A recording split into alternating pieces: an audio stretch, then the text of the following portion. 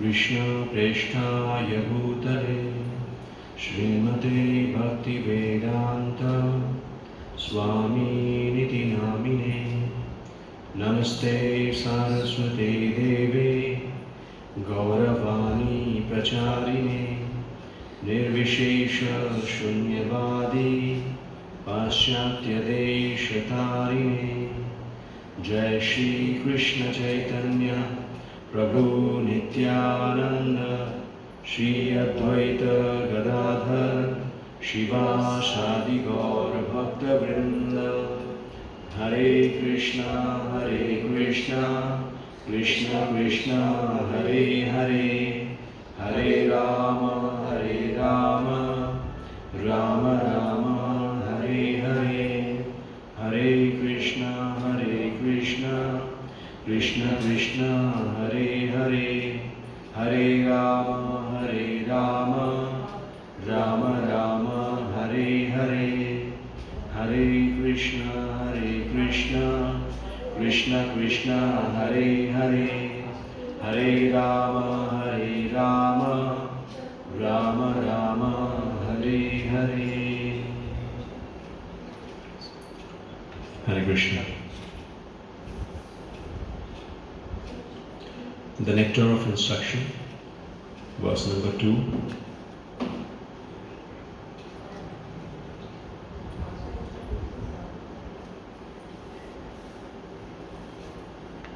अत्याहार प्रयासश्च प्रजल्पो नियमाग्रह जनसंगश्च लौल्यं च सद्भिर्भक्तिर्विनश्यति. One's devotional service is spoiled when he becomes too much entangled in the following 6 activities. Number 1, eating more than necessary or collecting more funds than required. Number 2, over endeavoring for mundane things that are very difficult to obtain. Third, talking unnecessarily about mundane subject matters. Fourth, practicing the spiritual rules and regulations only for the sake of following them and not for the sake of spiritual advancement, or rejecting the rules and regulations of the scriptures and working independently or whimsically.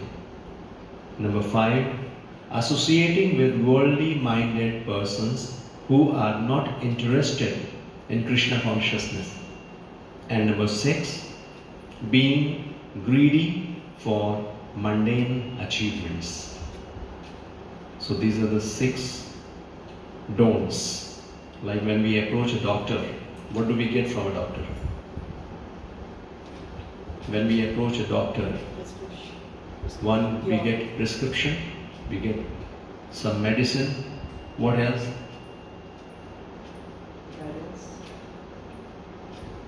Guidance, some do's and some don'ts. He does not give just medicine, right? So we get medicine, and along with that, some do's and don'ts, like some precautions we have to take. So if we simply accept one thing, no, I will just take precaution, I will not take medicine, then also it is not going to work. And if we think, okay, I will take just medicine, but I will not take precautions, I will not follow the instructions, so then also it is not going to work. So similarly, we have one disease which is known as ignorance, avidya. Ignorance of our true self, ignorance of our relationship with Krishna, material attachment. This is called ignorance. And because of that ignorance, we are under the clutches of material energy. Last time we were discussing about the 3 energies of the Lord. So one is spiritual energy, one is material energy, and we are in between, that is known as marginal energy of the Lord. So either we can be under spiritual energy or we can be under material energy. So when we are under spiritual energy, Yoga Maya Shakti, then we will advance in Krishna consciousness. We will do everything which is favorable, our attraction will be there for Krishna. But when we are under the material energy, then our mind will drag us, our mind will take us away from Krishna. We will have no attachment for material things, material desire, material association. So Jiva means we have choice. Either we can be there in association with spiritual energy or with material energy. What about others? Marginal energy? Marginal, we are marginal energy. We are in between.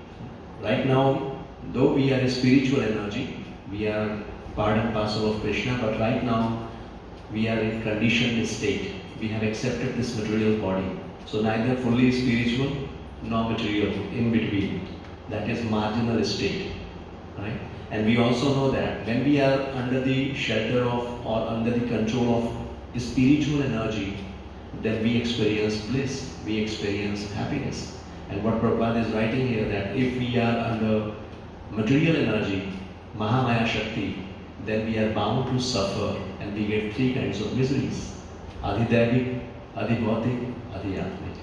Means miseries caused by mind, our body, miseries by others, and miseries by natural calamities. So all these different problems we face when we are under material energy, and that's why this Krishna conscious process is to bring us back to spiritual energy, right? And means getting back to Krishna consciousness, God consciousness. So that is the purpose. And the solution, and what Srila Rupa Goswami is giving over here. To cure the disease of ignorance, Srila Rupa Goswami, he is the spiritual doctor, and he is giving us some prescription. If we want to progress in Krishna consciousness, if we want to develop devotion, then there are some do's and some don'ts. Right? So in first verse, especially, we know that advancement in Krishna consciousness, Srila Goswami is saying that, is dependent on attitude.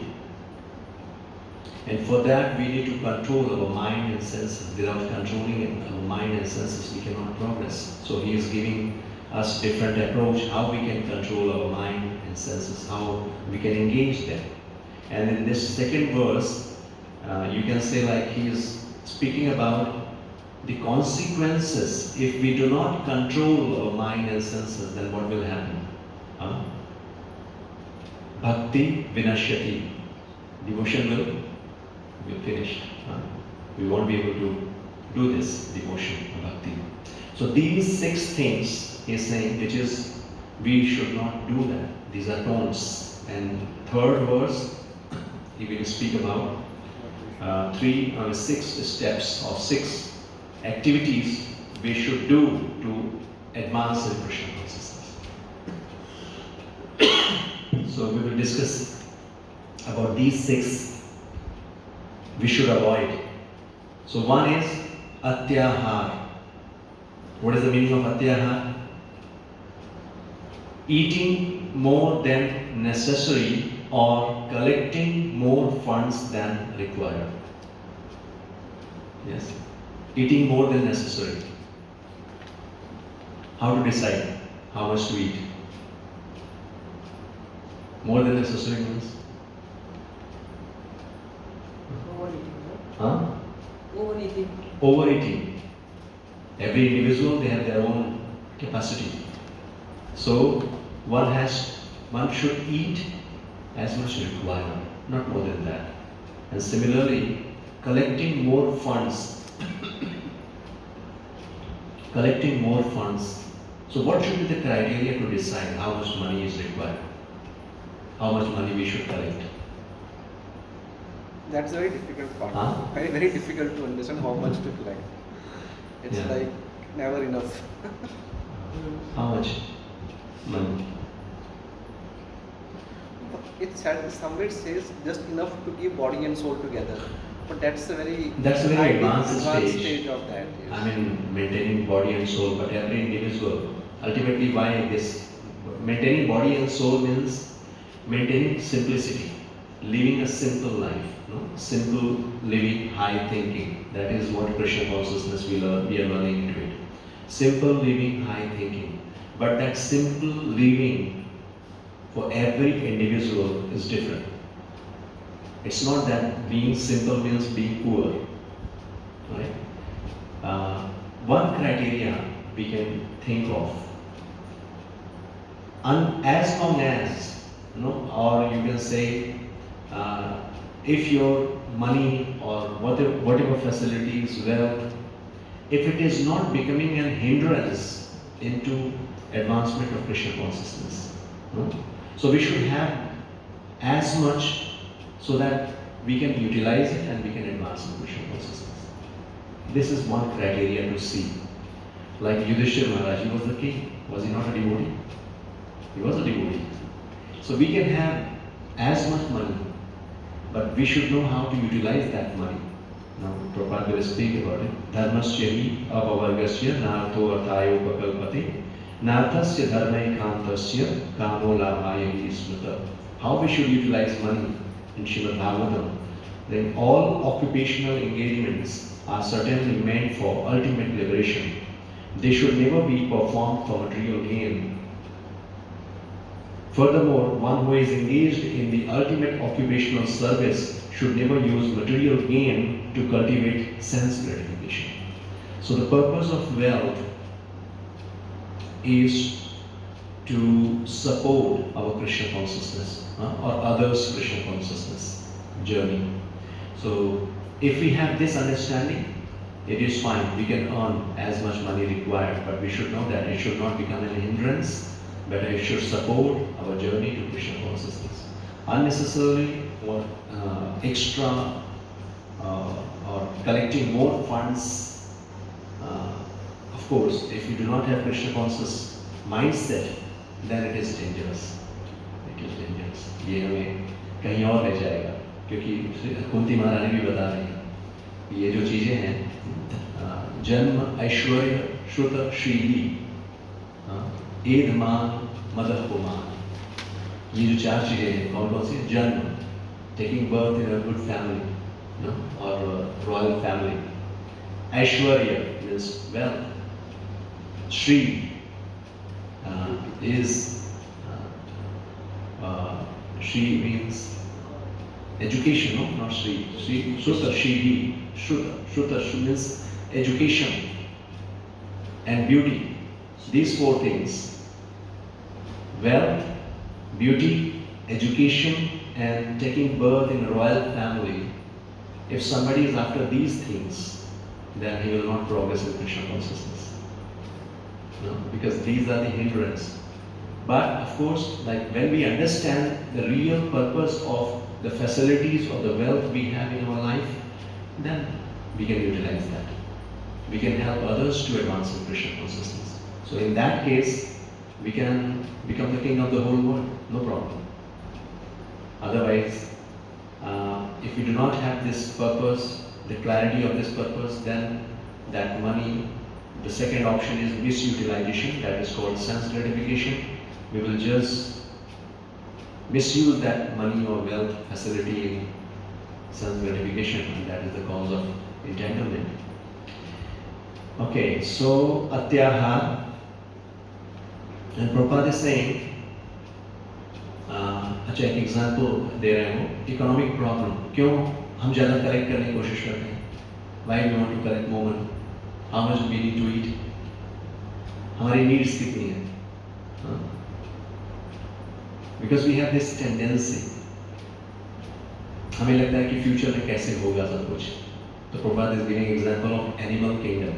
वो कह रहे हैं there is no economic problem और scarcity of necessities. अगर animal kingdom में देखेंगे तो कोई इकोनॉमिकल प्रॉब्लम नहीं है। He is giving one example. A bag of rice is placed in a public place. Birds will come to eat a few grains and go away.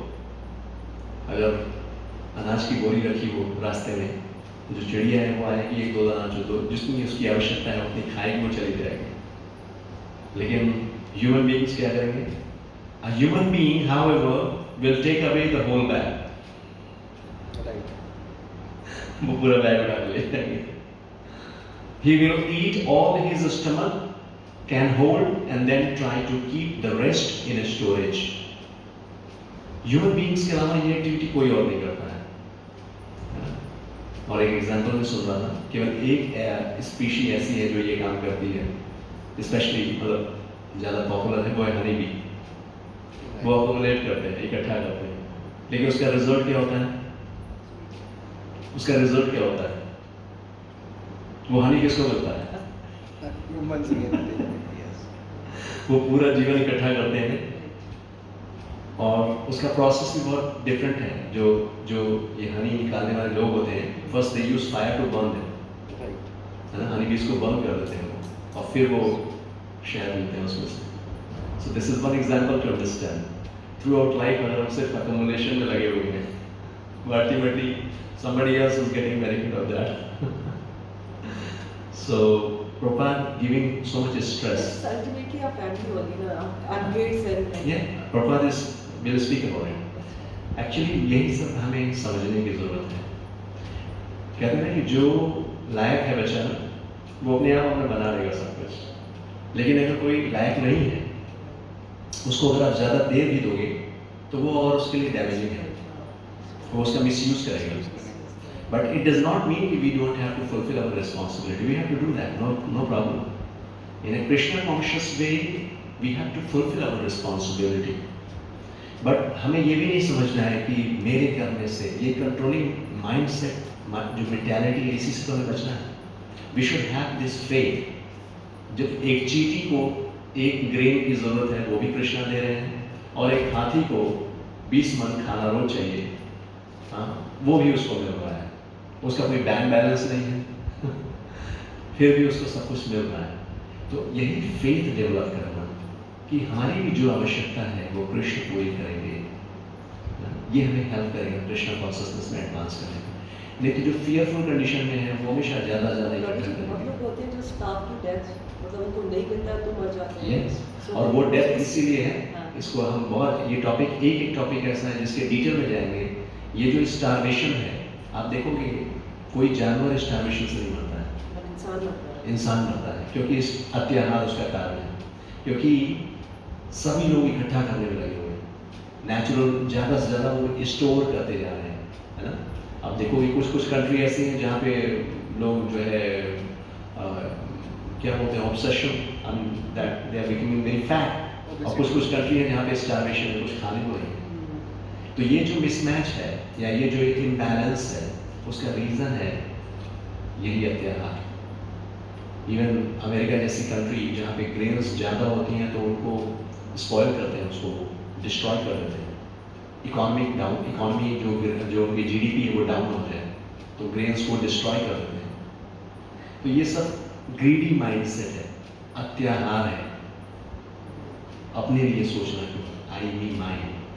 तो जब तक ये कॉन्सेप्शन सोसाइटी में होगा तो ये इम्बैलेंस बना रहेगा। यही चीज़ें हमें बताई जा रही है कि अगर हर व्यक्ति, प्रभात आगे बताएंगे इसमें, कि अगर हर व्यक्ति सिर्फ अपने कोटा के बारे में सोचे, उसकी जितनी आवश्यकता है उसके बारे में सोचे, सबके लिए प्रकृति में जिसकी जितनी आवश्यकता है, प्रकृति अपने आप को बैलेंस करना जानती है, प्रकृति सबकी नीड्स को पूरी करती है। लेकिन अगर ये ग्रीडी माइंडसेट होगा तो then it is very difficult. और जितना ज़्यादा हम इकट्ठा करने की प्रवृत्ति होती है या हम अत्याहार करते हैं तो उसी के अकॉर्डिंग हमें क्या करना होता है, प्रयास करना होता है। दूसरी प्रॉब्लम है, collecting and eating more than necessary also causes prayas, unnecessary endeavour. By God's arrangement anyone in any part of the world can live very peacefully if he has some land and a milk cow. Prabhupada is giving solution. Economic जो condition है हमारी, I mean simple life अगर देखें तो हमारी real needs बहुत कम है। आपको एक शेल्टर चाहिए, आपको कुछ खाने के लिए चाहिए, राइट? लेकिन हमने लाइफ को बहुत कॉम्प्लिकेटेड बना दिया। हो सकता है आज के डेट में ये जो कॉन्सेप्ट है, आपके पास 1 एकड़ लैंड हो, काऊ हो, अब ये कुछ डिवोटीज जो वर्णाश्रम व्यवस्था एस्टैब्लिश कर रहे हैं वो प्रैक्टिकली करके दिखा रहे हैं। कई ऐसे वर्णाश्रम, इस्कॉन के अंदर वर्णाश्रम जो क्या बोलते हैं उसको, फार्म हाउसेस, नो एनीवे, सो कुछ ऐसे सिटीज़ को डेवलप कर रहे हैं जहाँ पे यही जो वैदिक कल्चर है, नेचुरल वे में, वहाँ पे कोई बाहर की चीज़ नहीं है। They do farming, they have cows, और जो भी उनकी बेसिक नेसेसिटीज़ होती है दे फुलफिल दैट। तो इस तरह से बहुत सुंदर सिंपल लाइफ जीते हैं। और ये सिंप्लिसिटी की ज़रूरत क्यों है? तो बार बार प्रभात कर रहे हैं कि ह्यूमन लाइफ ये एक पर्पस के लिए है, और इसका पर्पस है कृष्ण कॉन्शियसनेस। अपनी कॉन्शियसनेस को एलिवेट करना, ये हमारा रियल पर्पस है। और अगर हम बहुत समय सिर्फ अकोमोडेशन में लगा देंगे, इकट्ठा करने में लगाते रहेंगे, सारा प्रयास, सारा दिन हम इसी में लगे रहेंगे, तो हम फिर कृष्ण कॉन्शियसनेस के लिए टाइम को निकालेंगे, राइट? और ये सारी चीज़ें जो है हमारी कॉन्शियसनेस को भी इम्प्योर करती हैं। यूरोप में there's a place like they have developed, हाँ? यूरोप में एक जगह है हाँ। वहाँ पे ना पूरा वृंदावन डेवलप किया हुआ हाँ, है। New Vrindavan, new new Vrindavan, तो वहाँ पे भी ऐसे कई जगहों पे ऐसे डेवलप किया जा रहा है। तो अननेसेसरी एंड अनवांटेड थिंग्स पर बात करें कि बहुत सारी चीज़ें हमारी लाइफ में अगर अपने घर में ही देखना शुरू करें तो बहुत सी ऐसी चीज़ें जिसकी ज़रूरत नहीं है, लेकिन हमने उसको ज़रूरत बना दी है। अगर रियल नीड्स को देखा जाए तो लाइफ जीने के लिए बहुत कम की आवश्यकता है, लेकिन हम डे बाय डे कुछ ना कुछ अपनी नीड्स को बढ़ाते जा रहे हैं। So human life is meant for God realization, and the purpose, and the human being is given higher intelligence for this purpose. Those who believe that this higher intelligence is meant to attain a higher state should follow the instructions of the Vedic literature. तो ये instruction हम सभी के लिए है, because हमारा purpose Krishna consciousness है। सो वही जो हमने श्लोक पढ़ा कि हमारी जो भी हमारा जो पर्पस है, जो भी हम ड्यूटीज कर रहे हैं या जो भी हमारे पास वेल्थ है, उसका पर्पस है एडवांसमेंट इन कृष्ण कॉन्शियसनेस। जो भी रिलीजियस प्रिंसिपल्स हैं उसको फॉलो करना। तो प्रभात कह रहे हैं कि कई ऐसे जो ये रिलीजन है, यानी यही जो धर्म है, प्रिंसिपल्स हैं, जो रूल्स एंड रेगुलेशंस स्क्रिप्चर्स में दी गई हैं, वो कह रहे हैं कि without religion human society is no better than animal society. हमारा पर्पस ये है।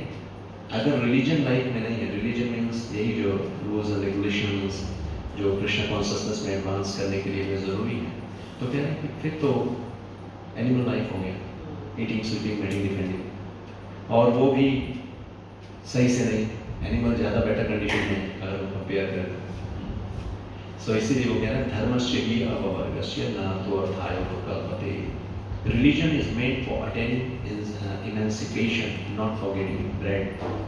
तो कई बार लोग रिलीजन को भी मिसयूज करते हैं, उसको भी प्रोफेशन बना लेते हैं, और जो अपनी मटेरियल डिजायर्स हैं सब उसको फुलफिल करते हैं। लेकिन धर्म का वास्तविक उद्देश्य वो अपनी मटेरियल नीड्स को पूरा करना नहीं, अपनी भौतिक इच्छाओं को पूरा करना नहीं। ऑफ कोर्स जब हम धर्म का पालन करते हैं तो निश्चित रूप से अर्थ हमारे जीवन में होता है। धर्म का पालन करेंगे तो अर्थ हमारे जीवन में होगा, यदि सुख सुविधा जो होगी वो होगी हमारे जीवन में। लेकिन उससे हमें क्या करना है, बैलेंस्ड अप्रोच रखते हुए अपनी जो नीड्स है, काम, धर्म के बाद अर्थ, अर्थ से काम, यानी हमारी जो डिजायर्स हैं, हमारी जो बेसिक नेसेसिटीज है वो हमें पूरी करनी है। इस तरह से पूरी करनी है कि हम नेक्स्ट स्टेप पर मूव कर सकें, मोक्ष या जो कृष्ण कॉन्शियसनेस है उसको ध्यान में रखते हुए ये फैसिलिटीज हमें क्यों मिली हुई है। तो प्रभात कह रहे हैं कि जो ट्रू रिलीजन है, instruct people to be satisfied with the bare necessities of life while cultivating Krishna consciousness. जो सही धर्म होगा वो क्या शिक्षा देगा हमें कि जो हमारी बेसिक नेसेसिटीज हैं उसको पूरा करो और कृष्ण कॉन्शियसनेस पे फोकस करो। अपनी कल्टिवेटिंग कृष्ण कॉन्शियसनेस की जो भक्ति है उसको डेवलप करना, क्योंकि यही सॉल्यूशन है। नहीं तो किसी भी सिचुएशन में जो पीस और हैप्पीनेस की बात हो रही है, अगर ये सब ग्रीडी माइंडसेट है, अत्याहार, ये जो कॉन्सेप्शन है, ऐसे मुक्ति कामी, ये कभी भी शांत नहीं हो सकते। जो डिवोशनल सर्विस है, यानी जब हम कृष्ण कॉन्शियसनेस डेवलप करते हैं, then we become peaceful. Supplying the bare necessities of material existence, जीवस्य तत्व जिज्ञासा। तो ये रियल पर्पस है मनुष्य का, जीवस्य तत्व जिज्ञासा। मैं थोड़ा आगे पीछे बढ़ रहा हूँ, मतलब स्ट्रेस में क्विकली आगे मूव कर रहा हूँ। यस, इसमें कोई पॉइंट जो डिस्कशन करना है वो हम साथ साथ डिस्कस कर सकते हैं। अत्याहार, प्रयास, क्योंकि टॉपिक पे डिस्कशन बहुत है। अत्याहार की जो प्रॉब्लम्स हैं, किसी भी चीज में ले लीजिए, एक्सेसिव, कुछ भी एक्सेस जहाँ पे है। अब अत्याहार में और क्या, यहाँ पे दो बातें बताई गई। अत्याहार में एक हो गया धन इकट्ठा करना, एक बात बताई गई यहाँ पर आवश्यकता से अधिक खाना, ये दो बात। और क्या क्या हो सकता है अत्याहार?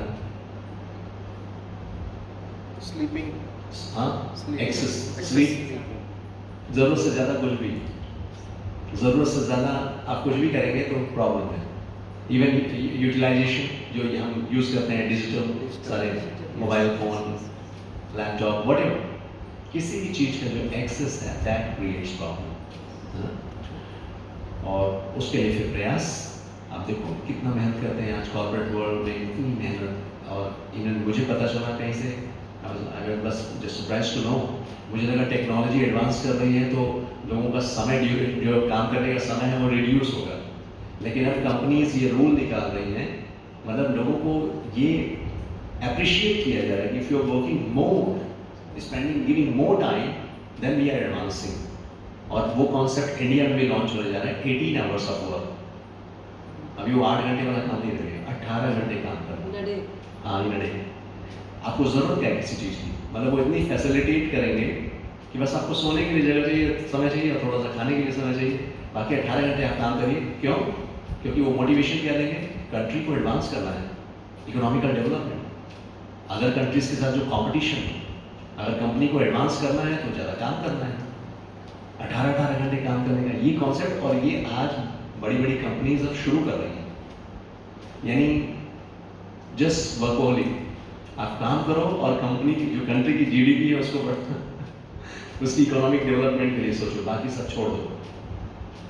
तो ये जो अत्याहार है, यानी लाइफ के अदर एस्पेक्ट्स को एकदम भूल जाना, कोई ज़रूरत नहीं है इन सब चीज़ की, बस मनी मनी मनी, और ये सब प्रॉब्लम क्रिएट करेगा। प्रॉपर्टीज में भी तो यही हो रहा है। हाँ, प्रॉपर्टी में भी हो रहा है। हाँ, हर जगह प्रॉपर्टी में भी यही हो रहा है। 3-3, 4-4 कई घर लोग, पैसा है, इन्वेस्टमेंट के नाम पे हम बहुत सारे घर ले लेते हैं, तो कुछ ज़रूरत से ज़्यादा। अब कई लोगों का घर नहीं होता, ये सारे लैंड ऑक्यूपाइड हो रहे हैं, क्यों? तो ये सब अत्याहार है। और प्रभुपाद बता रहे हैं कि वही सॉल्यूशन कृष्ण कॉन्शियसनेस ही है। जब व्यक्ति अपने कोटा को, आगे एक्सप्लेन करेंगे, जब हम सिंपल लाइफ की तरफ फोकस करेंगे, then we. So next impediment क्या है? प्रजल्पा। प्रजल्पा हमने कई बार डिस्कस किया है, अननेसेसरी टॉक। जो भी ऐसी बातें, ऐसी सोच जो कृष्ण कॉन्शियसनेस में हमें हेल्प नहीं करती है, बचना है उससे। कोई भी negative talk outside of Krishna consciousness.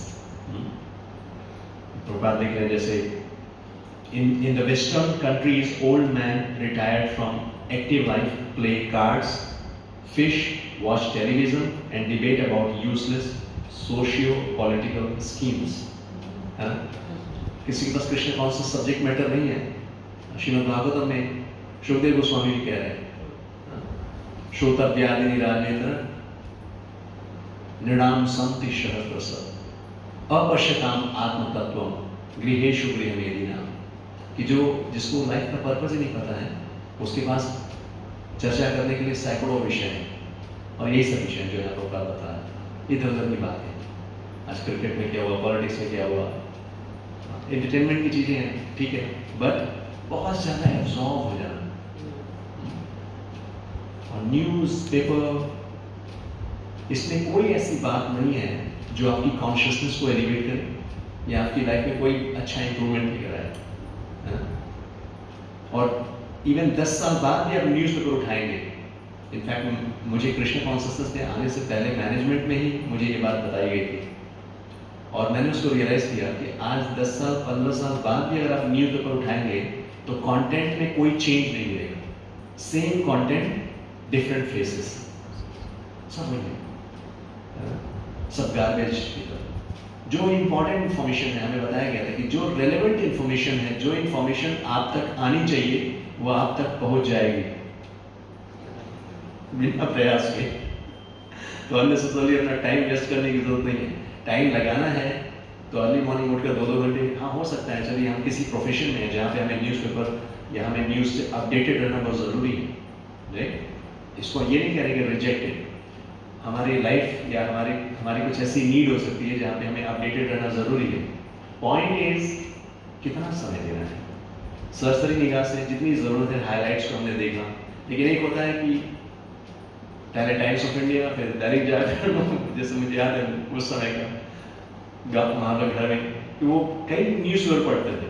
अब जो जैसे कहते हैं गार्बेज इन गार्बेज आउट, अब वो लोग सुबह में तो 2-2 घंटे 2.5 घंटे न्यूज़ पढ़ने में, और उसके बाद शाम को जब एक जगह बैठते थे तो मैंने कितना ज्ञान अर्जित किया है उसी पे डिस्कशन, पॉलिटिकल आर्ग्यूमेंट्स, ये सब चलता है। सिंपली प्रजल waste of time, we should avoid all systems. Better start your day with wisdom.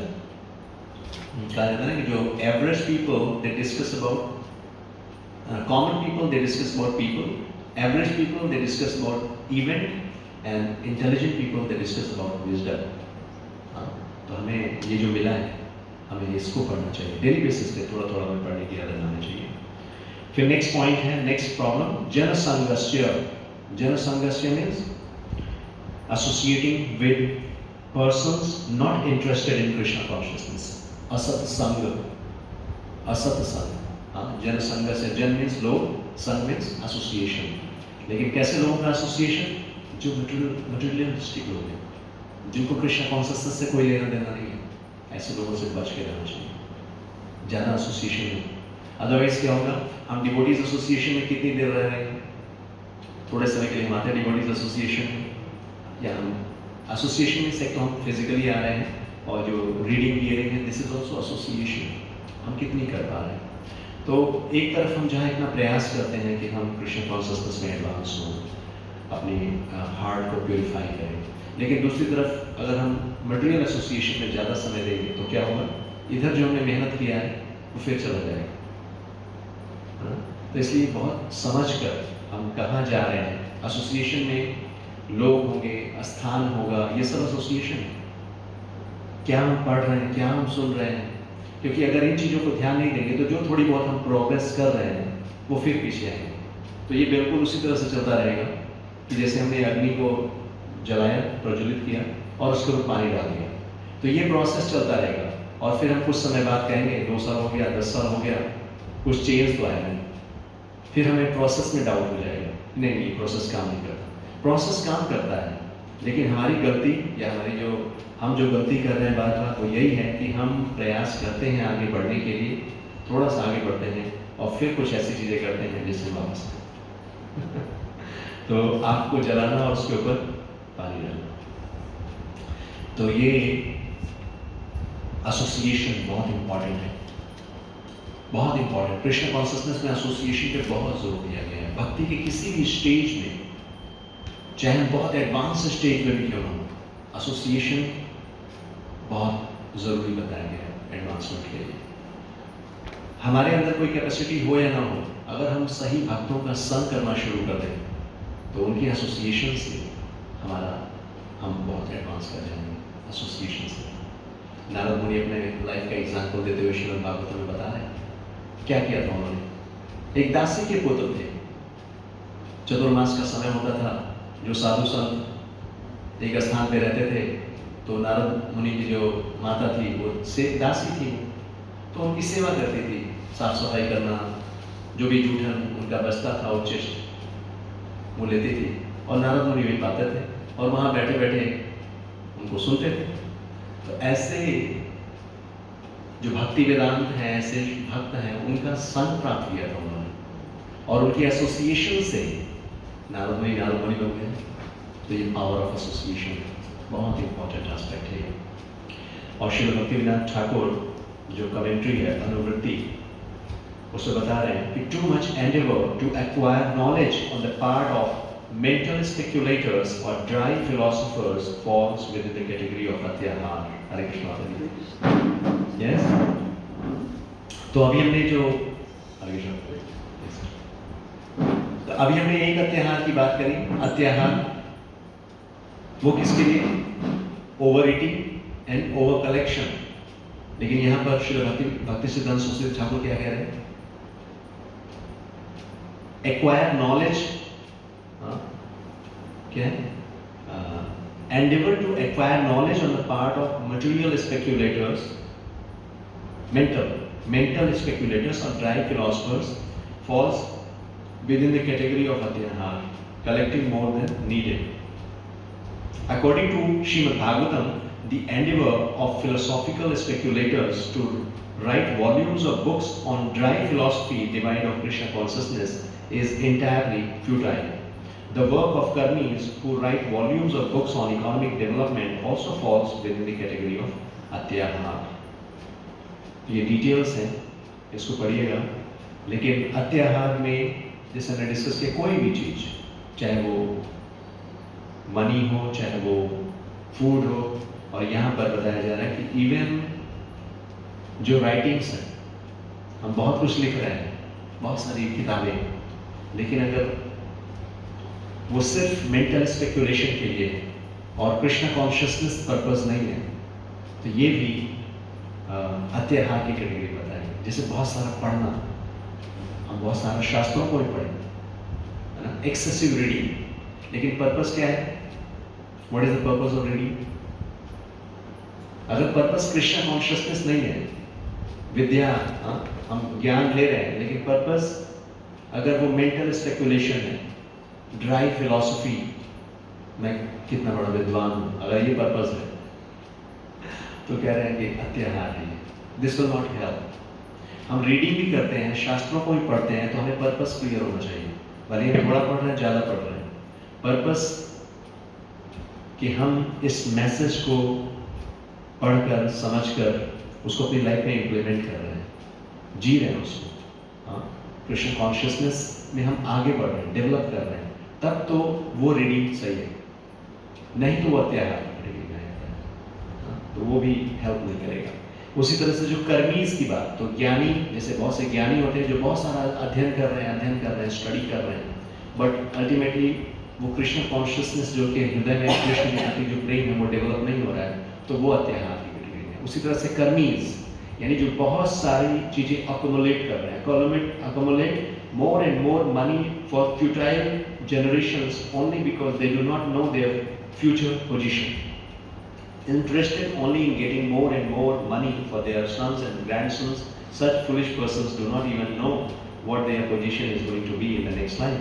बहुत एडवांस टॉपिक है। हाँ, ये है तो न्यू फैक्ट के लिए। नेक्टर ऑफ इंस्ट्रक्शन जो हम पढ़ रहे हैं, इसमें शुरू में क्या कहा गया? ये किसके लिए है? ये साधक के लिए है, यानी जो बहुत ही नए स्टेज में है, ये इंस्ट्रक्शंस उनके लिए है। ये डूज एंड डोंट्स किसको मिलता है? राइट? जो एडवांस है उसको डोंट्स की जरूरत नहीं पड़ेगी, वो उसको डूज की जरूरत पड़ेगी। सिर्फ डू यानी ये करना है, ये करना है, ये करना है। लेकिन जो एडवांस नहीं है उसको डोंट्स भी बताना पड़ता है। दो चीजें होती हैं, जैसे हम इसमें पढ़ रहे हैं, दो चीजें पढ़ रहे हैं। एक है जिसको बोलते हैं विधि, और एक बोलते हैं निषेध। हाँ, विधि और निषेध। विधि यानी कि जो हमें करना है, और निषेध जो हमें नहीं करना है। और शास्त्र में बताया गया कि जितने भी विधि हैं या जो निषेध है, उसका उद्देश्य क्या है? स्मर्तव्य सततम विष्णु विस्मर्तव्यो न जातुचित सर्वे विधि निषेधस्यो एतयोर एव किंकर। जो भी डूज एंड डोंट्स हम फॉलो कर रहे हैं स्क्रिप्चर में, उसका अल्टीमेट पर्पस क्या है? तो यहाँ पे बताया जा रहा है, सभी के सभी जो विधि हैं और निषेध हैं, उनका जो पर्पस है वो क्या है? वो दोनों किसकी सेवा में है, या उनका उद्देश्य क्या है? स्मर्तव्य सततम विष्णु, यानी भगवान कृष्ण को हमेशा याद करना, ये उद्देश्य है। और दूसरा क्या बताया गया? विस्मर्तव्यो न जातुचित। दूसरा रूल क्या बताया गया प्रिंसिपल? भगवान को कभी न भूलना। ये दोनों अलग अलग बातें लग रही हैं। भगवान को हमेशा याद रखना और भगवान को कभी न भूलना, दोनों में क्या अंतर है? दोनों एक ही बातें हैं, अलग अलग बात है। भगवान को हमेशा याद रखना, कृष्ण को हमेशा याद रखना और कृष्ण को कभी न भूलना। हाँ, सेम आउटकम तो सेम पॉइंट तो एक। तो ये बातें दो बार क्यों ऐसे क्यों कही गई? श्री रूप गोस्वामी ने ऐसे क्यों कहा? आई मीन ये दो बातें कहने की जरूरत क्या है? फिर कहते हैं भगवान को हमेशा याद रखो, लेकिन ये कह रहे हैं भगवान को हमेशा याद रखो और भगवान को कभी मत भूलो। इन एवरी सिचुएशन, लाइक दुख में या सुख में कोई भी हो, उस समय भी हम उसके साथ रहे, मतलब हाँ, याद करना है हमेशा। तो ये बातें जो बहुत एडवांस है भक्ति में, उसके लिए नहीं है, क्योंकि वो तो हमेशा कृष्ण को याद करता है, उसका पूरा जीवन कृष्ण पे समर्पित होता है, कृष्ण को हमेशा याद करता है, हमेशा कृष्ण की सेवा में रहता है। जैसे फुल्ली कृष्ण कॉन्शियस पर्सन, उसका एक क्षण भी कृष्ण के बगैर नहीं होता। जैसे अम्बरीश महाराज का उदाहरण दिया जाता है श्रीमद् भागवतम में, सवै मन कृष्ण पदार विनयो, यानी उनके पैर, वो पैरों से चलकर भगवान के मंदिर में जाते थे, मतलब अपने हाथों से जो है भगवान के मंदिर की साफ सफाई करना, विग्रह की सेवा करना। तो इस तरह से सब कुछ भगवान की सेवा में, उनका मस्तक भगवान के चरणों में, अपनी वाणी भगवान का गुणगान करते थे, अपने आंखों से भगवान का दर्शन करते थे, अपने कर्णों से भगवान की महिमा का गुणगान सुनते थे, भक्तों की सेवा करते थे। तो पूरा जीवन ऐसा व्यक्ति जो पूरी तरह से कृष्ण भाव में भावित है, उसके लिए तो सिर्फ इतना कह दीजिए कि स्मर्तव्यो, आप भगवान श्री कृष्ण को हमेशा याद रखें, वो हमेशा याद कर रहे हैं। लेकिन जो दूसरी बात कही गई कि कभी न भूलना, वो साधक के लिए, हम सभी के लिए, हम उसने एडवांस स्टेज में नहीं है कि कृष्ण हमें हमेशा याद रहे। इसीलिए हमें ये इंस्ट्रक्शन दिया गया कि हमें जब कहा था कि स्मर्तव्यो सततम विष्णु मीन्स हमें वो सारे कार्य करने चाहिए जो भी कृष्ण कॉन्शियसनेस में फेवरेबल है, और जो कृष्ण कॉन्शियसनेस में फेवरेबल नहीं है हमें उनसे बचना चाहिए। तो दोनों रूल हमें दिए गए, डूज एंड डोंट्स। हम लोग एग्जाम्पल आज डॉक्टर का लेके चल रहे थे कि जैसे डॉक्टर के पास जाते हैं, दो चीज़ें मिलती हैं, एक हमें मेडिसिन मिलता है और साथ साथ प्रिस्क्रिप्शन, कुछ डूज एंड डोंट्स मिलती है। तो दोनों की ज़रूरत है। हम सोचें केवल मेडिसिन लें और जो रूल्स फॉलो करने हैं उसको नहीं करेंगे तभी काम नहीं होगा, और हम केवल रूल्स फॉलो करें और मेडिसिन न लें तभी काम नहीं चलने वाला है। तो उसी तरह से यहाँ पर ये दोनों बातें स्वीकार करनी बहुत ज़रूरी है कि हमें क्या करना है और क्या नहीं करना है।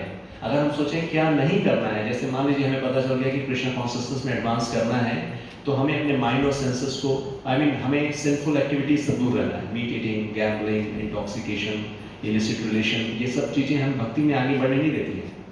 लेकिन मान लीजिए कोई व्यक्ति इन चारों नियमों का पालन कर रहा है, तो क्या वो भक्त कहलाएगा? कोई व्यक्ति अगर शाकाहारी है, नशा नहीं करता, मांसाहार नहीं करता, कोई अवैध संबंध नहीं है, तो क्या वो भक्त है? नहीं है। हाँ, लेकिन ये चार कार्य भक्ति में सहायक है। अगर कोई व्यक्ति इन चार कार्यों को नहीं करता है तो कृष्ण कॉन्शियसनेस में, एडवांसमेंट में ये हेल्प करती है, लेकिन ये भक्ति नहीं है। बहुत से शाकाहारी लोग हैं लेकिन वो भगवान के भक्त नहीं है।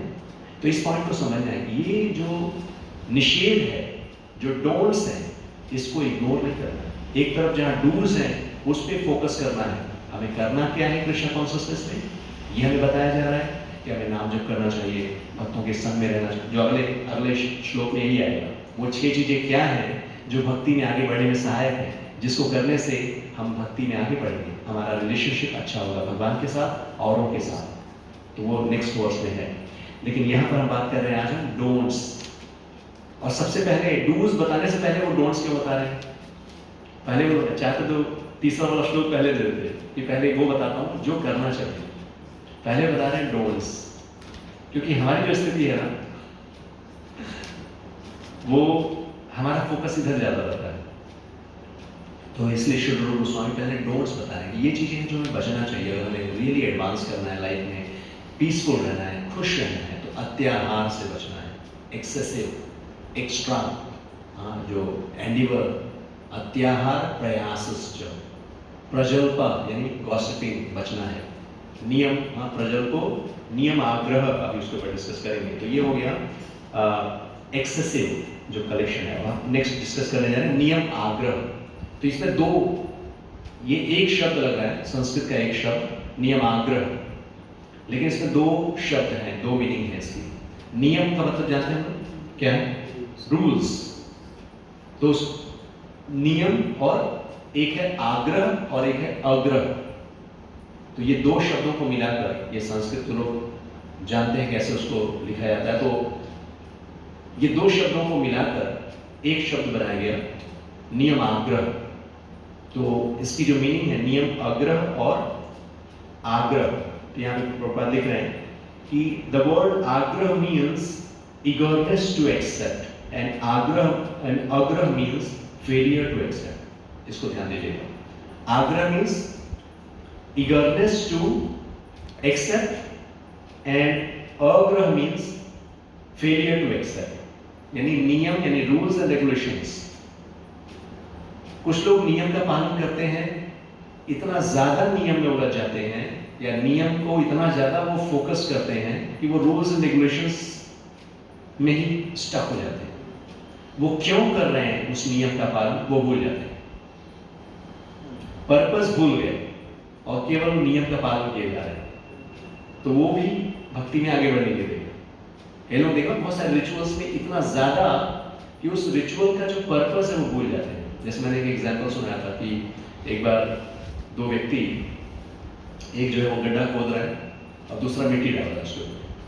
हाँ, एक व्यक्ति जो जा रहा था रास्ते से उसने देखा कि अरे दो व्यक्ति बड़ी मेहनत कर रहे हैं, एक गड्ढा खोद रहा है दूसरा मिट्टी डाल रहा है, और वो चला गया रास्ते से। पहले उसको समझ में नहीं आया कर क्या रहे हैं।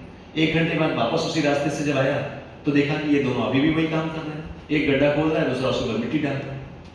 तो उसको लगा कि जरा पूछूं ये कर क्या रहे हैं।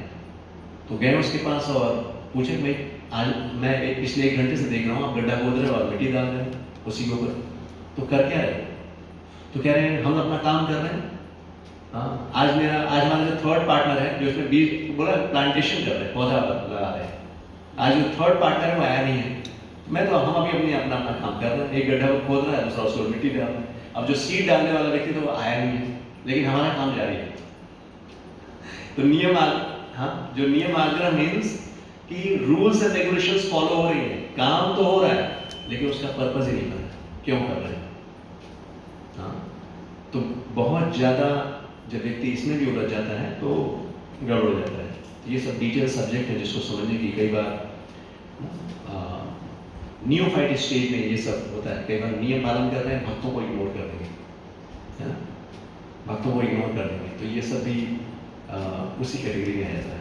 फिर ये भी एडवांसमेंट में हेल्प नहीं करता। दूसरी सिचुएशन है ऐसे लोगों की, नियम आग्रह हो गया, बहुत ज्यादा नियम में उलझ जाना, और अग्रह हो गया, नियम को एकदम से छोड़ देना, दोनों ही नहीं। तो ये दोनों ही क्या करें कि ये हेल्प नहीं करेगा। Thus niyam agra has a twofold meaning that is understood according to the particular combination of words. Those interested in Krishna consciousness should not be eager to accept rules and regulations for economic advancement, yet they should very faithfully accept spiritual rules and regulations for the advancement of Krishna consciousness. यहाँ पर श्री रूप गोस्वामी प्रभुपाद तात्पर्य बता रहे हैं कि जो Krishna consciousness में है, जैसे हम सभी इस कृष्ण कॉन्शियस पाथ में चल रहे हैं, हमें हमारा पर्पस क्लियर है कि हमारा पर्पस है हमारे हृदय के अंदर जो कृष्ण भक्ति है उसको प्रकट करना, कृष्ण के प्रति हमारा जो समर्पण है उसको बढ़ाना, कृष्ण के प्रति हमारे हृदय में जो प्रेम है उसको बढ़ाना। तो इस उद्देश्य को पाने में जो नियम सहायक हैं उस नियम का पालन करना है। कौन कौन से नियम है जो सहायक है इस उद्देश्य को पाने में? क्या क्या एक्टिविटीज है बताइए। भोग लगाना, प्रसाद, ठीक है, भोग लगाना, प्रसाद पाना, एक एक्टिविटी, चैंटिंग करना और अच्छे कीर्तन करना, आपके उसके लिए हमारे जैसे को रेगुलर आना, भगवान श्रवण, भक्ति की विधि की शुरुआत है सुनना। तो ये वो एक्टिविटीज हैं जो फेवरेबल है कृष्ण कॉन्शियसनेस में। भक्तों के संग में बने रहना, अभी हम संग की बात कर रहे थे, जैसे हम देखा संग बहुत एसोसिएशन बहुत पावरफुल टूल है ये। बैड एसोसिएशन आपको तुरंत कृष्ण से दूर ले जाएगा और वो शक्ति ज़्यादा उधर का इन्फ्लुएंस बहुत ज़्यादा है, इसीलिए बहुत अलर्ट होना होता है डिवोटी को। हम कितना क्या एसोसिएट कर रहे हैं ये सब ध्यान देना है। तो ये सब एक्टिविटीज जो फेवरेबल है, जो हमें ध्यान देना चाहिए। One should also avoid association with Mayavadis who simply blaspheme Vaishnava devotees. Mukti kamis who are interested in material happiness, mukti kamis who desire liberation by emerging in the existence of the formless absolute Brahman, and siddhi kamis who desire the perfection of mystic yoga practice are classified as atyaharis. तो ये सब details चाहे वो कोई भी मायावादी में, जैसे कहने वाला कि जो भुक्ति यानी जो भोग की इच्छा वो रखते हैं, सिर्फ वो सेंस एंजॉयमेंट चाहते हैं। कामीज यानी जो बस दिन रात में इकट्ठा किए जा रहे हैं, हाँ? या जो सिद्धि कामी है जो यौगिक प्रोसेस फॉलो कर रहे हैं, लेकिन पर्पस क्या है? पावर, कुछ सिद्धि हासिल करनी है। अलग अलग प्रकार की सिद्धियाँ होती हैं, उनको हासिल करना है, पावर, पोजीशन, नेम, फेम, ये जो भी कहिए। तो ये सब क्या है? अत्याहारीज है, एक्स्ट्रा एंडेवर, प्रयास तो कर रहे हैं, कुछ पा रहे हैं, लेकिन वो मटेरियल गेम के लिए है। सो हमें अवॉइड करना है ऐसा एसोसिएशन। और लास्ट स्टेप, एक स्टेप बता रहे हैं, डिजायर्ड, हाँ लास्ट क्या है? Greed, laulyam, desire to expand the mind by perfecting mystic yoga, meaning merging in the existence of Brahman or attaining whimsical material prosperity, are all included within the category of greed. Okay, so yes, इसमें last में proper explain कर रहे हैं, specially जो economy है, जो economical development या growth है, या राइट जो सही इकोनॉमिकल डेवलपमेंट है वो क्या है, या इकोनॉमी कैसे होनी चाहिए, है ना, उसके ऊपर बात कर रहे हैं। तो इसको डिस्कस करके आज यही क्लोज करेंगे। So modern warfare waged between capitalist and communist, तो ये उस समय की बात है। मतलब अभी भी देखा जाए तो इकोनॉमी को लेकर बहुत सारे व्यूज होते हैं लोगों के। जैसे आज भी बात कर रहे हैं कि सभी का माइंडसेट क्या है कि बहुत ज़्यादा जो इकोनॉमिकल डेवलपमेंट है वो सारी प्रॉब्लम को सॉल्व करते हैं। तो उस समय जो ये कम्युनिस्ट थे वो सोचते थे कि जो कैपिटलिस्ट थे उनको लगता था कि सारा पैसा हमारे पास होगा, इससे प्रॉब्लम सॉल्व हो जाएगी। जो कम्युनिस्ट थे उनका सोचना होता था कि नहीं ये सारा पैसा उससे कैपिटलिस्ट से सारा लो और सब गरीबों में बांट दो। तो ये सब अलग अलग कॉन्सेप्ट्स थे। लेकिन जो कृष्ण कॉन्शियस कॉन्सेप्ट है कि जब तक ये कृष्ण कॉन्शियसनेस कॉन्सेप्ट डेवलप नहीं होगा, जब तक हम ये नहीं समझेंगे कि ये जो सारी संपत्ति है वो कम्युनिस्ट या कैपिटलिस्ट की नहीं है, वो किसकी है? भगवान की। जब तक ये कॉन्शियसनेस डेवलप नहीं होगी, ये फाइट चलता रहेगा, ये वार चलता रहेगा, कभी भी पीस नहीं होगा सोसाइटी में। जब हर व्यक्ति इस बात को समझ लेता है कि जो कुछ भी है वो भगवान का है और मुझे उतना ही स्वीकार करना है जितना मेरा कोटा है। कोटा यानी हमने वही डिस्कस किया, जितनी हमारी नीड है, हाँ, तब तक ये प्रॉब्लम सॉल्व नहीं होगा। अब यहाँ पे कह रहे हैं कि unless all wealth comes under the administration of Krishna, there can be no solution to the economic problem of mankind. जो ये आर्थिक समस्या है समाज में, इसका सॉल्यूशन कृष्ण कॉन्शियसनेस है। नहीं तो जब तक ग्रीड है, जब तक एक्सप्लॉयटेशन है, ये इकोनॉमिक प्रॉब्लम सॉल्व नहीं होगा। हर कंट्री अपनी अपनी जीडीपी या अपने उस इकोनॉमिक डेवलपमेंट के लिए अधर्म के रास्ते पे जा रही है। अभी हमने डिस्कस किया कैसे कि ग्रेन को, जो बाहर की कंट्री में अनाज ज़्यादा हो गया तो उसको स्पॉइल कर देते हैं, उसको डिस्ट्रॉय कर देते हैं, समंदर में फेंक देते हैं। क्यों? ताकि जो है इकोनॉमिक कंडीशन डाउन हो। तो ये सब अधर्म का तरीका है ना? लेकिन इससे जो है अशांति ही फैलेगी। If $100 bill is lying on the street, someone may pick it up and put it in the pocket. ये एग्जाम्पल है। मान लीजिए $100 नोट पड़ा हुआ है, तो एक व्यक्ति क्या करेगा? वो देखेगा, उठाएगा, पॉकेट में रख लेगा। तो ऐसा व्यक्ति क्या कहलाएगा? ऐसे व्यक्ति को क्या कहेंगे? हाँ, चोर कहेंगे। जो उसका नहीं है उसने ले लिया, है ना। और दूसरा व्यक्ति क्या करेगा? एक व्यक्ति ऐसा है जो देख रहा है $100 और उसको पता है कि मेरा नहीं है, वो उसे छोड़ के चला जाता है, मेरा नहीं है, मैं नहीं टच करूंगा उसे। दूसरी कैटेगरी। अब एक तीसरी कैटेगरी ऐसे लोगों की है, मतलब एक व्यक्ति जो देखता है कि अरे $100 मेरा नहीं है, लेकिन फिर भी वो उसे उठा लेता है और जिस व्यक्ति का है उसको दे देता है। तीनों में से कौन सा अच्छा है? तीसरा वाला। तीसरा वाला, इंटेलिजेंट पर्सन, रिजेक्शन नहीं, जिसका है उसको दे दिया। उसी तरह से जो डिवोटीज हैं, जो कृष्ण कॉन्शियस हैं, वो इस बात को जानते हैं कि सब कुछ कृष्ण का है। अहम सर्वस्व प्रभो मत्तः सर्वं प्रभव। इस संसार में जो कुछ भी है आध्यात्मिक जगत में भगवान का है, मुझसे आता है। तो कृष्ण भक्त क्या करते हैं? वो रिजेक्ट नहीं करते, वो नेति नहीं, रिजेक्ट नहीं। वो जो भी कृष्ण ने उनको जीवन में दिया है, धन संपत्ति बुद्धि शक्ति जो भी दिया है, उसको वो स्वीकार करते हैं और उसको कृष्ण की सेवा में यूटिलाइज करते हैं, अपने कृष्ण कॉन्शियसनेस में एडवांसमेंट के लिए यूटिलाइज करते हैं, अपने लिए और दूसरों के लिए, है ना। यानी उस जो भी फैसिलिटीज हैं उसको इस तरह से यूटिलाइज करना है कि डे बाय डे हमारी जो कृष्ण कॉन्शियसनेस है वो डेवलप हो।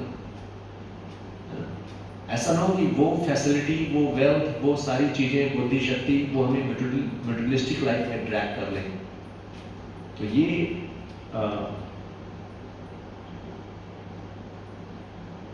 This is the process. उस केस में हमें रिजेक्ट नहीं करना है। Whatever we have we can utilize that.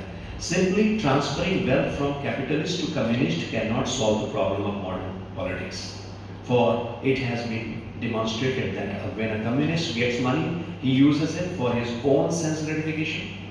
The wealth of the world actually belongs to Krishna, and every living entity, man and animal, has the birthright to use God's property for his maintenance. When one takes more than his maintenance requires, be he a capitalist or a communist, he is a thief, and as such he is liable to be punished by the laws of nature. Simple. भगवान ने सबको दिया है, ये सारी व्यवस्था बनाई है और ये सबके लिए, ह्यूमन बीइंग्स, एनिमल्स, सबके लिए है ये व्यवस्था। हाँ, तो जब हम एक्सप्लॉइट करेंगे, है ना, तो then we are thief, then we will get punishment for that. Law of nature यही है। अगर हम अपने कोटा से ज्यादा करते हैं तो ये ईशोपनिषद का कोटेशन है, ईशावास्यम इदं सर्वं यत्किंच जगत्यां जगत् तेन त्यक्तेन मुञ्जीता मा वृथा कस्य स्वैधनम्।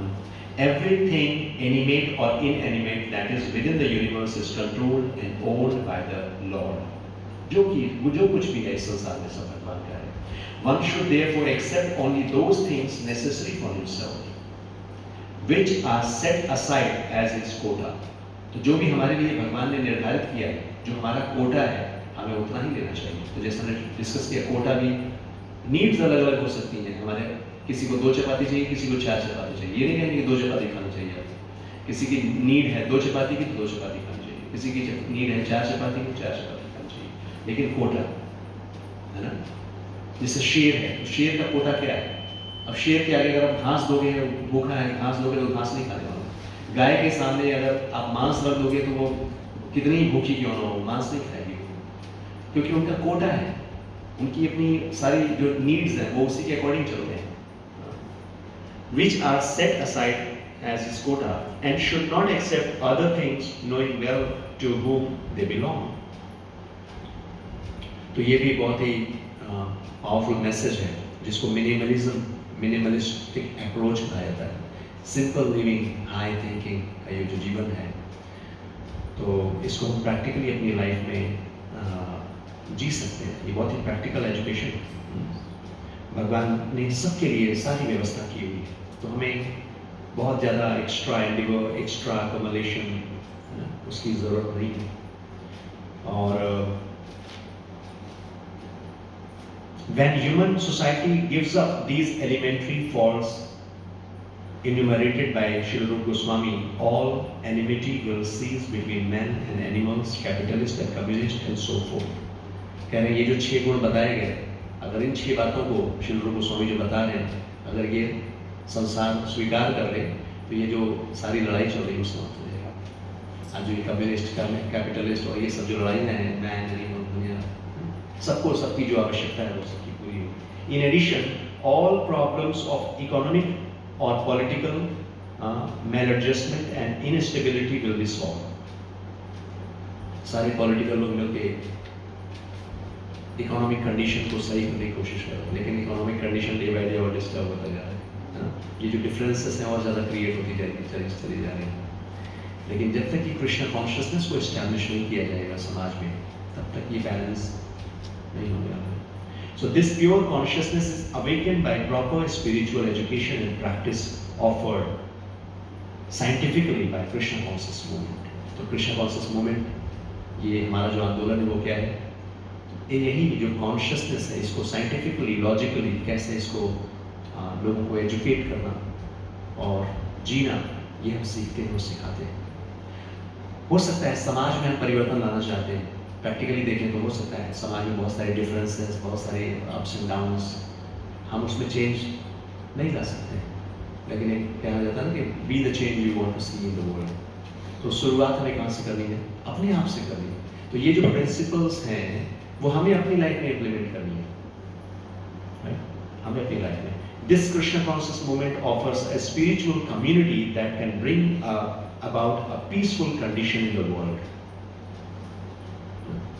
इवन ऐसा कहा बताया गया कि अगर 1% लोग, सारे पूरे संसार में सभी डिवोटी नहीं बनेंगे, केवल 1% लोग अगर डिवोटी बन जाए तो पूरा वर्ल्ड का सिनेरियो चेंज हो सकता है।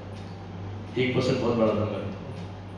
अगर 1% कृष्ण कॉन्शियस डिवोटीज हों तो पूरी वर्ल्ड का फिगर चेंज हो सकता है, शेप चेंज हो सकता है। बट वेरी रेयर, कितने लोग हैं जो इस फिलॉसफी को पढ़ते हैं, समझते हैं।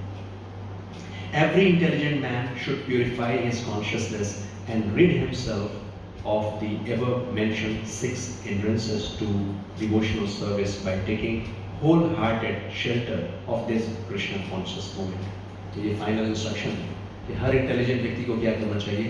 इन 6 नियमों का पालन करते हुए कृष्ण कॉन्शियसनेस में एडवांस करना चाहिए उसको, है ना। या जो कृष्ण कॉन्शियसनेस में हमें आगे बढ़ने की जरूरत है उनसे मतलब ये प्रैक्टिस करना चाहिए। तो 6 बातें कौन कौन से हमने पढ़ी आज? क्या है वो 6 चीजें जो कृष्ण कॉन्शियसनेस में बाधा है, जिनसे हमें बचना चाहिए? पहला है अत्याहार और अधिक प्रयास, प्रयास करना है हमें। अत्याहार यानी excessive, excess food, excess accumulation of wealth, बहुत सारा कुछ हमने जैसे कि हमेशा पूरा जीवन उसी के लिए जीना, वो नहीं होना चाहिए। बैलेंस्ड एंड यूटिलाइजेशन, तो हमने ये सब पॉइंट्स डिस्कस किए। अत्याहार, प्रयास और क्या है?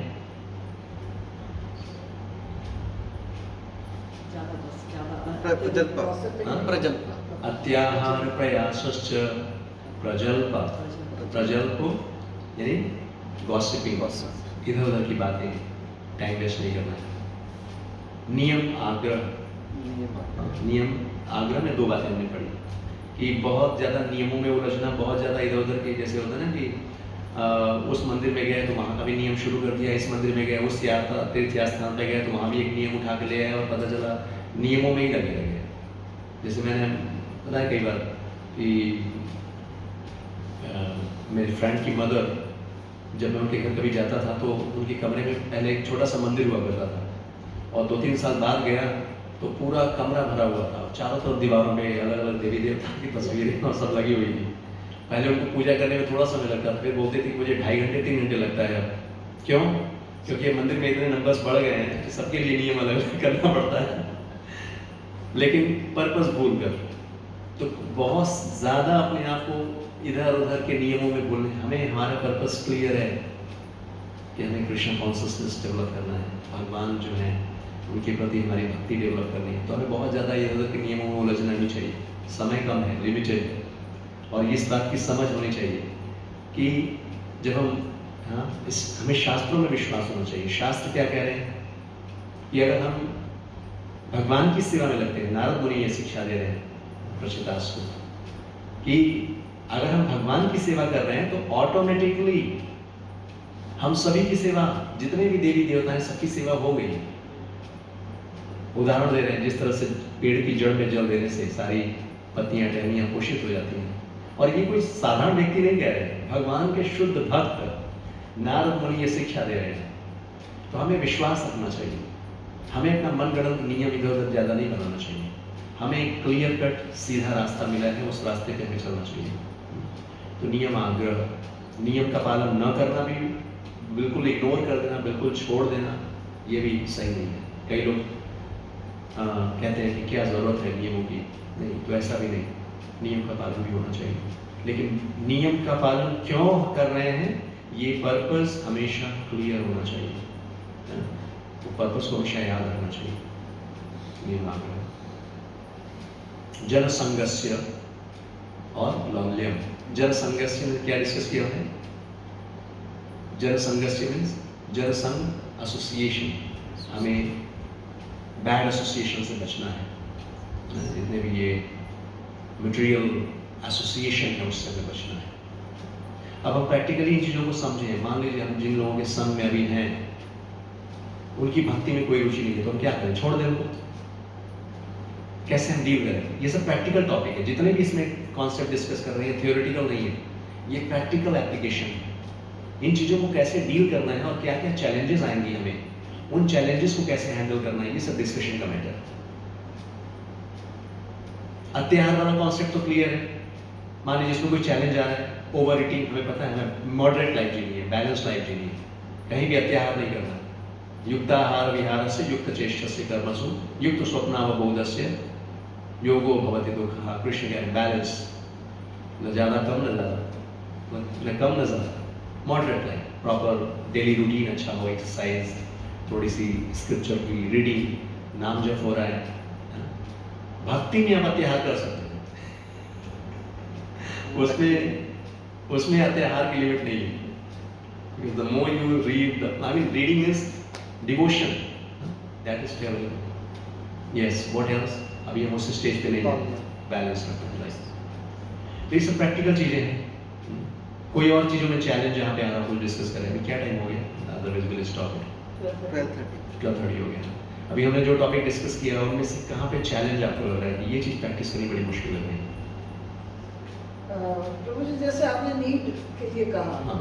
हर एक की नीड वो नीड नहीं होती। मैं सपोज अगर मेरी नीड, मैं बोलती हूँ मेरे 10 कपड़े हैं, but that is not a need, but मैंने उसको नीड बना लिया। मेरे को लगता है कि ये एक इतना बड़ा घर, 4 AC, ये मेरी नीड है, तो that is not a need. ये मैंने अपनी नीड को उस लेवल पे सेट किया है। 4 roti is not a need, वो हेल्थ के लिए खराब है, but we fix that need, तो दैट इज आवर मिस्टेक।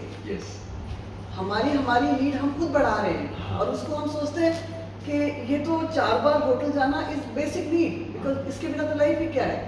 तो ये हमने क्राइटेरिया डेवलप किया है हमने, और प्लस हम जिस सोसाइटी में हैं, जिन लोगों के एसोसिएशन में हैं, हमारा हमारी अपनी नीड तो बहुत कम है। हमारा एक कंपटीशन सिस्टम चलता है। Oh he is going, he has a this thing, तो वी शुड, ये हमारा बेसिक नीड है। तो we are deciding our need. हमारी जो लाइफ है ना, वो हमारे कंट्रोल में नहीं है। हाँ, yes. हमने कंट्रोल किसी और को दे दिया है, ये सोसाइटी को, यही लोगों गलत को, है, यही है ना? गलत है।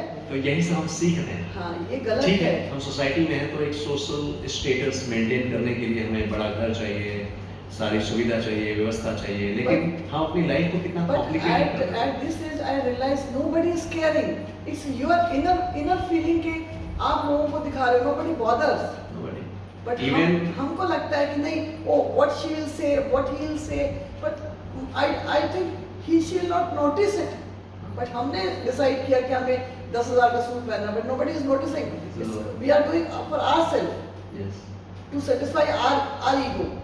इसको बोलते हैं इनऑथेंटिक लाइफ। Actually Yes. सभी उसमें फंसे हुए इसी हैं। चीज से परेशान है। हाँ, वो रियलिस्टिक लाइफ नहीं है ना। हाँ। क्योंकि हम लोगों को एक जिसे कहते हैं शो ऑफ लाइफ, क्योंकि Show हमें off स्टेटस life. मेंटेन करना है, हाँ। तो उस हिसाब से हमने अपना कपड़ा, और अपना रहन सहन, अपनी सारी चीजें बना और ली। उसके सफरर भी होते हैं, क्योंकि sometimes this is not your personality, sometimes आप ये चीजें अपनी पर्सनैलिटी के अगेंस्ट जाके भी करते हो, Yes, yes. और वो आपको एक फ्रस्ट्रेशन देता है। फ्रस्ट्रेशन देगा क्योंकि Temporary- ultimately even temporary the happiness. People we are trying to satisfy they become more envious. Yes आप जितना ज्यादा शो ऑफ करने की कोशिश करते हैं, जिनको दिखाने की कोशिश कर रहे हैं वो और ज्यादा एनवियस हो जाते हैं यस आपसे। और वो sometimes if you regularly meet this type of people, this will give you unhappiness, this will give you frustration and कि यार what I am doing. Good realization. हाँ कितने लोग ये वाली रियलाइजेशन है ऐसा नहीं, होता है? Sometimes you feel it and Yes, bro. Then हम यहाँ पे क्यों आते हैं, क्योंकि वो लाइफ हमको कहीं ना कहीं खुश नहीं रख रही है। यू नीड समथिंग एल्स, तुम्हारी भूख कुछ और है। That's why all of people are coming here ना, they are not satisfied there. है नहीं माता जी वहाँ पे हाँ। सेटिस्फेक्शन, क्योंकि ये सब subject matter internal subject matter. हाँ वो चीज अगर हमें हम खुश लगती है, एक्सटर्नली That is actually हम that किसी is- को नहीं, हमेशा क्या होगा जब हम एक्सटर्नल शो ऑफ की लाइफ में होंगे तो वो फ्रस्ट्रेटिंग लाइफ है, वो भगवान बता रहे हैं। क्यों? क्योंकि हमेशा हमसे हमें कम्पीट करने वाला कोई कोई होगा, हमेशा हमसे आगे Yes, कोई होगा। yes. हम उसी को कम्पीट करने में अपनी energy, time, comparison, show off life means a life of comparison. और जब तक आप दूसरों से अपने आप को कंपेयर करके और अपनी एक्सटर्नल्स में चेंजेस लाने की कोशिश करेंगे, you are frustrating your life. उससे निकलना ही इज इम्पोर्टेंट, वो टफ हो जाता है। And this is the only solution. Yes. I mean बहुत इजी है, हाँ नो डाउट, क्योंकि उतने समय का जो हमने पूरा कॉन्सेप्शन बनाया है अपना अपना जो थॉट प्रोसेस, Yes. अब उसको क्लीन करना है, Yes. रिवाइव करना है, और इसीलिए ये प्रोसेस दिया गया है। ये ओवरनाइट जर्नी नहीं है, इट्स अ प्रोसेस। Yes. जब हम कंसिस्टेंटली हम एक प्रोसेस में कंटिन्यूस आएंगे, बार बार सुनेंगे, एक बार सुनने से काम नहीं चलने वाला है। इसीलिए जो स्पिरिचुअल लर्निंग है उसको स्पाइरल लर्निंग बोलते हैं, जैसे लीनियर लर्निंग होता है। आपने 10th क्लास पास करने के बाद दोबारा कभी पढ़ा उस किताब? आपने कभी मुड़कर देखा? हाई स्कूल में वो किताबें कौन कौन सी थी, उसमें मैंने क्या पढ़ा, रिवाइज किया कभी? नो, वो मटेरियल एजुकेशन वैसा ही है, but spiritual education means spiral, again and again same education, बार बार सुनना है। तभी इन क्लासेस में रेगुलर होने की जरूरत है, क्योंकि जब सुनेंगे बार बार तो जैसे आज आप कुछ रियलाइज कर रहे हैं, ये रियलाइजेशन होती है। Realization is you understand now, yes मैंने सब कुछ करके देख लिया है। ये एक्सटर्नल वर्ल्ड और एक्सटर्नल वर्ल्ड में ये जो लोगों को सेटिस्फाई करने के लिए जो शो ऑफ की जिंदगी है, ये खोखला है, ये ड्राई है, Yes. वहाँ रियलिटी नहीं है। Yes. तो जब इन चीज़ों की रियलाइजेशन आप, और ये रियलाइजेशन आपको कब आना शुरू हुआ? When you hear about scripture, because the scripture is that mirror that will show you the reality. जब उस मिरर के सामने आएंगे और रियलिटी को समझेंगे, then you will understand कि कितना वैल्यूएबल टाइम मेरी लाइफ से निकल गया, अब इसको बचाना है, अब इसको सही जगह इन्वेस्ट करना है। When you hear it again and again, तभी realization आता है. It doesn't happen in one year. एक बार में नहीं एक बार आए, में नहीं आए. 20-20 साल निकल जाते हैं, एक छोटी सी बात रियलाइज करते हैं, बार बार सुन रहे हैं। हाउ मेनी ऑफ अस, हम सोल, हर बार सोल की बात करते हैं, बट हम में से कितने लोग अभी सोल के प्लेटफॉर्म पे लाइफ जी रहे हैं? Yes. नहीं. है ना? अभी mental platform, mind, Mind Yes. intelligence इसी Mind में intelligence. उसी में फंसे हुए हैं अभी. बीच बीच में थोड़ी सी कृष्ण कॉन्सियसनेस याद आएगी, चल रहे हैं, बट अगेन एटलीस्ट आज हमारे मेडिकल टर्म से बहुत ज़्यादा एग्जाम्पल्स आ रही हैं। गुड पार्ट, एक व्यक्ति जो डिजीज्ड कंडीशन में है, जिसको यही नहीं पता है कि वो बीमार है, लेकिन एक व्यक्ति जिसको पता है बीमार है और हॉस्पिटल में आ चुका है, अपने आप को एक्सेप्ट कर चुका है कि बीमार है, वो डॉक्टर के पास आ चुका है, मीन्स क्योरिंग प्रोसेस है, शुरू हो चुका है उसका। So we are in that condition, at least we know that we are diseased, ये Yes. माइंड हमें ड्रैग कर रहा है, Yes. Yes. But we are every day putting some effort. ये ऐसे स्पिरिचुअल डॉक्टर्स को हम सुनते हैं, उनके जो इंस्ट्रक्शंस हैं उसको अपनी लाइफ में एटलीस्ट प्रैक्टिस करने का प्रयास कर रहे हैं, right? Yes. And by their mercy we will achieve one day. Even if not, then also at least हम अपना valuable time utilize कर सकेंगे सही तरीके से। Very nice. So जो है उसको हमें कैसे यूज करना है, that is what we need to learn. और कोई पॉइंट क्लोज करें यहाँ पे? प्रैक्टिकली कैसे, ये मैं ज़्यादा समय इसको ऐसे ले लेता हूँ, डिस्कशन करना चाहिए। एक ये पॉइंट है, how you are going to implement in your life, कैसे प्रैक्टिस की जाए? हाँ, होमवर्क में दे दीजिए। होमवर्क में। हाँ, ये जरूरी है, क्योंकि नॉलेज गेन करने का प्रोसेस समझिए। कोई भी नॉलेज अगर आपको गेन करना है, रिसीव करना है, तो उसका प्रोसेस दिया गया। पहला प्रोसेस है श्रवणम, सुनना। अब जो भी बातें आपने यहाँ सुनी है या जो भी आप पढ़ते हैं, दूसरा स्टेप है उसका मननम, कॉन्टेम्पलेशन। जब आप कॉन्टेम्पलेट करेंगे तब आपको रियलाइज होगा कि हाँ, ये जैसे आज आपने रियलाइज किया कुछ, तो ये मननम। फिर जब से हम यहाँ आए, एक चीज आई रियलाइज प्रभु जी के, जो आप जिसको हम सोल कहते हैं या अंदर की कोई भी फीलिंग है, वो आई फील के is much pure rather than before. मुझे किसी के लिए कुछ बोलने से पहले 2 मिनट में उस फीलिंग को अपने ऊपर हावी नहीं होने देना चाहती हूँ।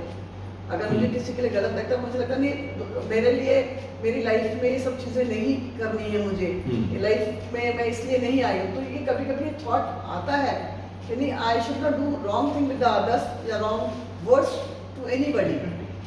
तो ये चीज़ें मेरे अंदर जब से मैं यहाँ आई हूँ वो बढ़ गई, चाहे मैं यहाँ आऊँ या नहीं आऊँ। डेफिनेटली वो बढ़ेगी। बट मैं अगर आपके साथ यहाँ नहीं मिला, वन थिंग आई रियलाइज कि अगर मैं आपके साथ यहाँ नहीं भी आती ना, तो समवेयर और अदर मैं जहाँ भी हूँ, I am connected with you. मतलब वो थॉट से मैं कनेक्ट हूँ कि वो चीज़ प्रभु जी, मतलब मैंने कहा ना, I am connected with you anywhere in world I am. Message को हम रेगुलर पढ़ेंगे, सुनेंगे, तो हाँ, नहीं भी हो तो मुझे लगता है कि नहीं, वो एक पर्सनालिटी, आपकी पर्सनालिटी, वो सोच मेरे साथ जुड़ गई है, that is always with me, कि मुझे उस फीलिंग के साथ हमेशा रहना है, और this feeling is giving me a pleasure और सेटिस्फेक्शन। तो वो मुझे अच्छा लगता है कि हाँ, मैं रेगुलर करेंगे हम सभी के लिए ये एजुकेशन।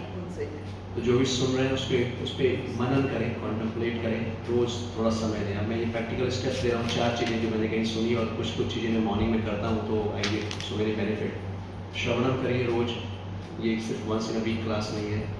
पढ़िए, बुक को पढ़िए, या थोड़ा समय निकालिए, पढ़िए, सुनिए। एवरी डे विजडम, हमें हर रोज गेन करना है, विजडम, इंटेलिजेंस अपना स्पेशलाइज करना है।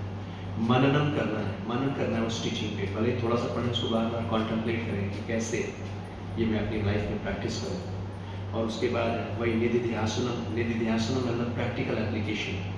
आज इस एक दिन में मैं उसको प्रैक्टिकल लाइफ में कैसे जीऊँ, थोड़ा सा हो सकता है 24 आवर्स में हो सके, लेकिन कुछ समय कैसे प्रयास करो, प्रैक्टिस करो। और चौथा जो इम्पोर्टेंट एलिमेंट है नॉलेज गेन करने का, वो है वंदनम।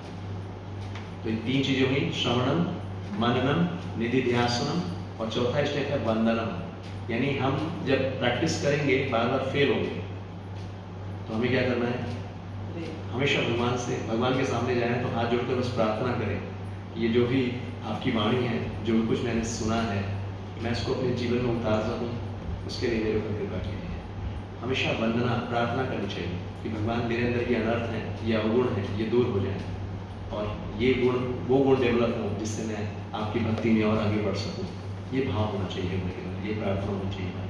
तब देखेंगे भगवान की कृपा होगी और गुण डेवलप होगी। और ये आसान नहीं है, हमारे इतने जन्मों के जो अनर्थ है, आसान नहीं है। So let's be in association with devotees.